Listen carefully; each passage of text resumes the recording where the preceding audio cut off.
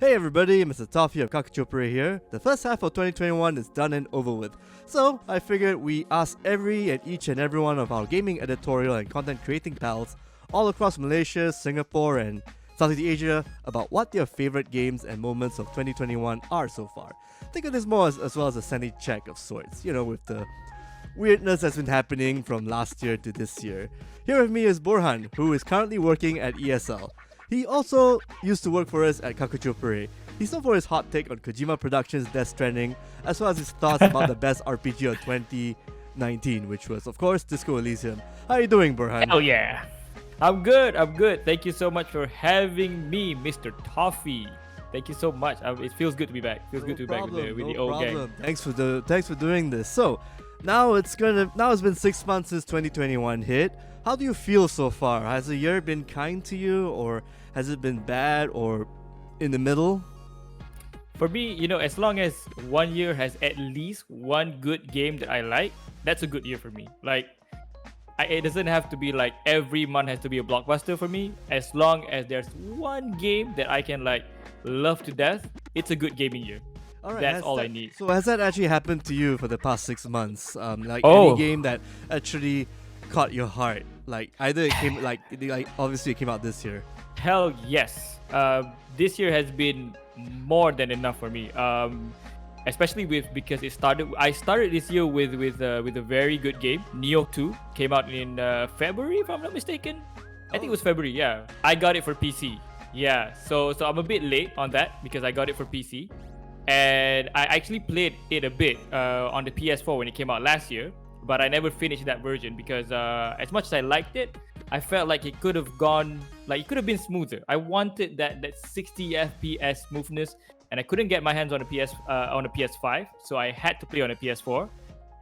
So when they announced the PC version, which I suspected because the first Nioh came out on PC, I was really happy, and I made it a priority to get it, and I bought the game day one, and I've beaten it. I'm halfway through the first DLC. Great game. Like, if you guys love Soulsborne games and you want something a bit different, a bit more technical, this is the game to go for. Get Nioh 2. Amazing game. I gotta ask, what was your favorite boss fight or fights in Nioh 2? Oh my god. Boss fight in Nioh 2. I gotta say, it's definitely not the final boss. The one that has all the elements. I forgot his name. There was one, the final boss of the main campaign, the one who has all the elements. No, not him. It's one of the human bosses actually, because I like playing a parry and a stamina drain kind of build. So I forgot who it was. One of the famous samurais. He has a blue armor with him. Oh my god, I can't remember the names of the bosses, but to put it blankly, whichever bosses is not a monster, it's the human bosses that I really enjoy. Oh, okay. Yeah, I love the human boss fights. Yeah, this sounds like a bit of a fight from Bloodborne when you're fighting one of the hunters. Does that yes. that sort of energy? Yes. And if you've played Sekiro, which I just started playing this year, by the way, I'm super late to the party. If you played Sekiro, it has that feeling, you're one-on-one against this really strong samurai or ninja. Yeah, that's the vibe I love. And Nioh 2 has tons of that, especially in DLC. For those of you who played the base game, but you haven't tried the DLC, play the DLC. They have tons of great boss fights in there. Another game that I absolutely love this year, which I also got day one, Resident Evil Village. Hell yes. So Right. I don't know if I can call myself a Resident Evil fan because I love Resident Evil games, but the hardcore veterans would say, oh, you're a fake fan because you never played 1, 2, and 3. Because I started playing Resident Evil with RE4 on the PS2.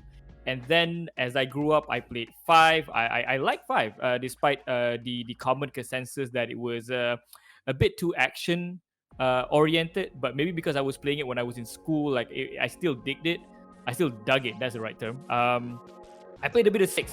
It was, I don't want to call it trash, but 6 was a horrible experience for me. I couldn't finish the game. It was, it just didn't feel like Resident Evil. So 7 came back, and 7 was amazing. I loved 7.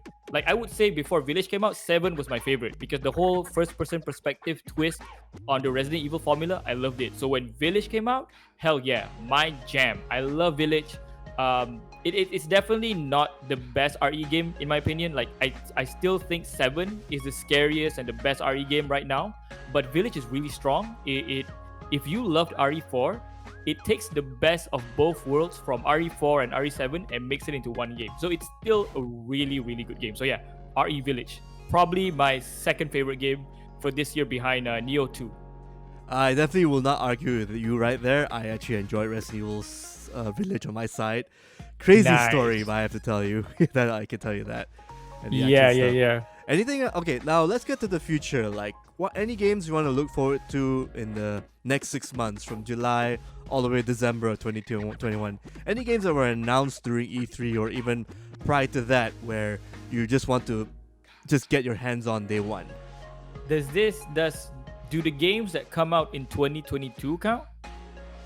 Or only within 2021? Well, why not we just cheat a little bit? Maybe it's early 2022. That's fine. Early 2022. Okay. Because if we're bringing early 2022 into the scope, then Elden Ring, baby, that's the one that I'm waiting for. Everyone who knows me knows I am a gigantic Dark Souls, Bloodborne, and Sekiro fan. Like, I love these games. I know I just started playing Sekiro, but I'm loving it already. I can't stop playing it. It's so good. It's so good, yes. When that Elden Ring dropped at Mr. Jeff Keighley's, that's how they pronounce it. Yeah, Jeff Keighley's event, I was jumping. I was screaming. That's what I've been waiting for. Like, hell yes. So that's number 1 on my list. Elden Ring. Aside from Elden Ring, I'm super excited for Total War Warhammer 3. Most of my friends know I'm a big Total War nerd. And I've been big fans of the previous Total War Warhammer games. I've have like more than 300 hours in those games respectively, so a combined 600 hours. So this is another 300 hours of your life. And I'm gonna hit that 1K. This is the game that lets me hit that 1K. Okay. And I guess one other game that I am super excited for this year is Psychonauts 2. I love the first game, one of my favorite games from the PS2 era. So really looking forward to that game. Psychonauts 2, games, where you jump around into people's minds and explore their mental landscapes. Super cool. And of course, the writing from Tim Schafer and his team. Hell yeah. Aside from that, there's one thing I must say, because right now there's one game. If you're gonna buy this year, regardless if it's on sale or not on sale, you have to try Hades. Like, if you haven't tried Hades, try Hades. I want to say this because Hades is my 2020 GOTY. Super great game. And I want more people to try it, because more people look at Hades and they don't know how great it is. They have to try it. Try Hades. That's it. All right, awesome. Thanks a lot, Burhan. Is there anything you want to mention in terms of like social media plugs and Twitter and whatnot before we cut off this chat? Oh yeah, sure. Why not? So if you guys want to find me on Twitter, I am at Burhan Plays. That's BURHANPLAYS. I mostly tweet about the games I'm currently playing, anime I'm watching, and occasionally I get really angry at the government. So if you're not into that, don't follow me. Thank you very much, John. See ya. Bye-bye.